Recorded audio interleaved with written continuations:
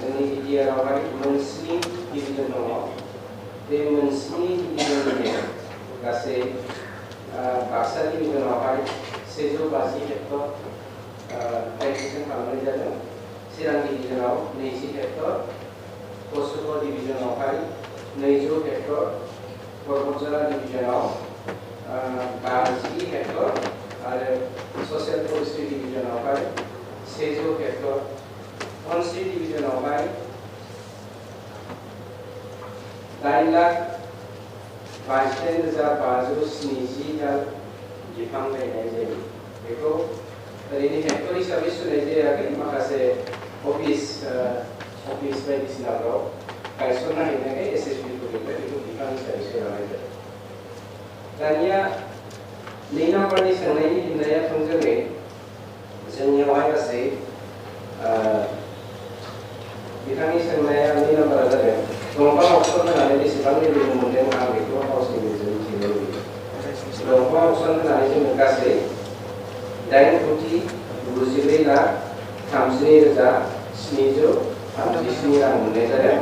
बिनिनो बरपेटा डिभिजनावहाय मोनदों 15,909,885, कसुगाव डिभिजनावहाय मोननो हादों 6,47,08,255, बरपेटा डिभिजनावहाय 53,27,287, चिरां डिभिजनावहाय 1,42,62,818, धनस्रि डिभिजनावहाय 35,38,595, बाक्सा डिभिजनावहाय 74,897। दानिया बिफां गायनायनि बेलायावहाय मानबिला बुंथिगिरि आं मोनसे बाथ्राखौ एड खालामनो नागिरदों। माननीय स्पीकर, যোৱা 17 বছৰত আমাৰ আগৰ চৰকাৰে দুটা ঠাইত খুব দুৰ্ভাগ্যজনকভাৱে আমাৰ কাৰণে অলপ ডিগ্ৰেডেশ্যন আনিছে। গভৰ্ণমেণ্ট কাষ্টৰ আৰু ফৰেষ্ট লেণ্ড এইটো এছটি সকলৰ ফালৰ পৰা ধ্বংস কৰি পেলাই 5,306 হেক্টৰ মাটি ডিফৰেষ্টেশ্যন কৰি এফৰেষ্টেশ্যন নকৰাকে তেওঁলোকে চাহ বাগান বনাইছে। আৰু নন ট্ৰাইবেল সকলৰ পৰা 3,870 হেক্টৰ ফৰেষ্ট মাটিটো বা ফৰেষ্টটো ধ্বংস কৰি পেলাই তেওঁলোকে এফৰেষ্টেশ্যন নকৰি চাহ বাগান বনাইছে। গতিকে এই 9,176 ফৰেষ্ট মাটিটো হেক্টৰ ফৰেষ্ট মাটিটো আমি কেনেকৈ ৰিকভাৰ কৰিব আজিৰ দিনত, অৰ্থাৎ এই 9,176 হেক্টৰ মাটিত যে চাহ বাগান কৰিছে, সেই চাহ বাগানৰ পৰা আমাৰ চৰকাৰে যোৱা 17 বছৰৰ পৰা আজিলৈকে 4 আনাও আমি ৰেভিনিউ পোৱা নাই। গতিকে মই আমাৰ অপজিশ্যন টিমৰ মুৰব্বী ডাঙৰীয়াক অনুৰোধ কৰিছোঁ, আপোনালোকে আমাৰ চৰকাৰৰ কিবা এটা ছাজেশ্যন দিব পাৰে নেকি? আপোনালোকে বন ধ্বংস কৰি পেলাই 9,176 হেক্টৰ মাটিটো যে চাহ বাগান বনাইছে, কোনটো লিগেল চিষ্টেমত আপোনালোকে তেওঁলোকক চাহ বাগান কৰিবলৈ দিলে আৰু ইয়াৰ পৰা কি কাৰণে ৰেভিনিউ নানিলে, সেইটো যেন আপোনালোকে অলপ ছাজেশ্যন দিয়ে। Thank you.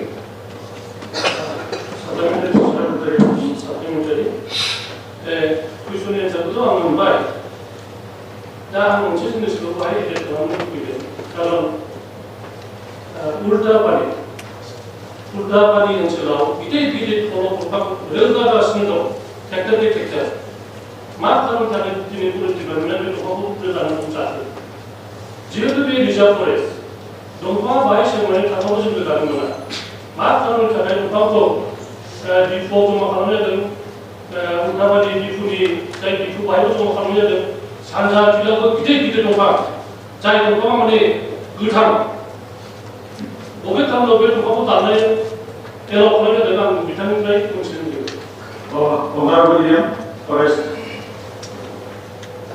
मानबिला बुंथिगिरि, बे सोंनायनि फिननायखौ थोंजोङै होनानै आं खुसि जादों आरो बे मेसेजआ बिथांमोननि थ्रुयैनो दिनैनि हाउसनि गेजेरजोंनो बयनावबो थांथों।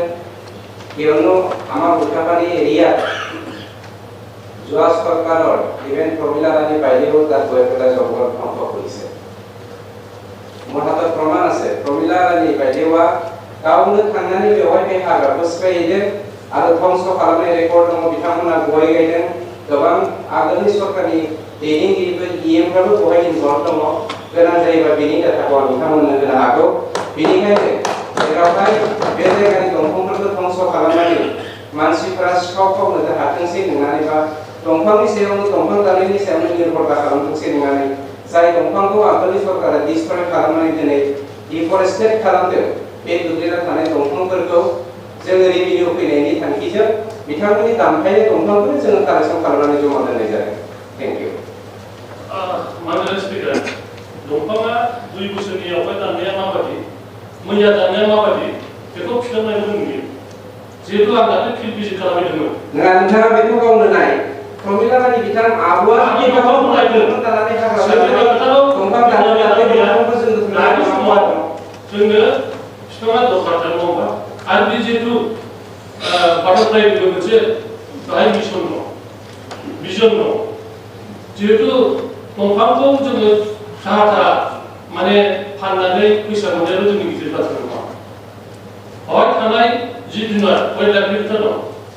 बे दंफांखौ बोनायखौ आं खावलायगोन जाहाथे नोंथाङा नोंथांनि डिपार्टमेन्ट जा बा नोंथांनि अफिसारफ्रानो जा जाहाथे गोख्रों बे दंफां दाननायखौ बन्द' खालामो। खारन ग्रिन दंफांखौ दाननाय जादों। बे दंफां नङा 2 बोसोरनि आवगाय नङा 3 बोसोरनि आवगाय नङा। एखे नायबानो नुयो। नोंथाङा मोनसे बाथ्राखौ खोनासं। दंफां दाननायखौ होबथानाया जोंनि सरकारा ओरैबायदि स्ट्रं इनिशिएटिभ लादों। नोंथाङा माबायदि नुदों मिथिया जों हरनि 2टासिम सोंथाय जों आं गावनो ओंखारदों। दानिया आं जेखौ नुदों बेखौसो बुंदों। दानिया दस्रानि जायगानि खोथाया बिसेसलि उल्था बानायनाय खोथाखौ आं सोंदों। गुबै खोथाया जादों जोंनि जा सरकार बे सरकारखौ गिदिमथि गैयै खालामनो थाखाय नोंथांमोननि जा आगुनि दैदेनगिरिफोर बिथांमोनानो दा दंफां दाननाय इनभल्भ जानानै दङ। बेफोरखौ बन्द' खालामनो दा बे दंफां दाननायफोरखौ जोङो बन्द' खालामनो थाखाय बिथांमोननि दाननाय दंफांफोरखौसो जों बुथुमनानै जमा दोनदों। बे नोंथाङा प्रमाण होनांगोन बेनि थाखाय। प्रमाण दं। प्रमिला रानीया गावनो न'आव लुबैदों। प्रमाण दं आंनियाव। आं गाबोननो प्रमाण होनो नांगौ जायो। बियो नोंथांखौ बुंगोन नोंथाङा बेबायदि दंफांखौ हमबा दादोंमोन खिन्थु नोंथाङा बाहाय बुंनो फैया। नोंथाङा जाहाथा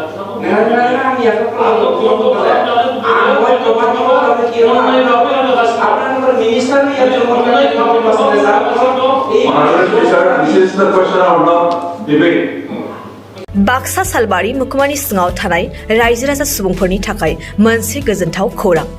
किरण एन्टारप्राइज जेराव नोंथांमोना मोननो हागोन नोंथांनि फालांगि खालामनायाव गोनांथि जानाय टाटा योदा ट्राक आरो ई-रिक्शा लोगोसे नोंथांनि न' बां लुनायाव गोनांथि जानाय बाला अन्थाइ सिमेन्ट इटा। बाक्सा जिल्ला सालबारि मुखुमानि सालबारि भबानिपुर लामायाव थानाय बे किरण एन्टारप्राइजआव नोंथांनि थांना थानायनि जिउआव गोनांथि जानाय टाटा योदा ट्राक ई-रिक्शा आरो बाला अन्थाइ सिमेन्ट इटाफोरखौ गोरलैयैनो मोननो हागोन। गोनांथि जानाय सुबुंफोरा 9101113708 आरो 9401079621 जानबुं अनजिमायाव खौरां लाहरनो हागोन।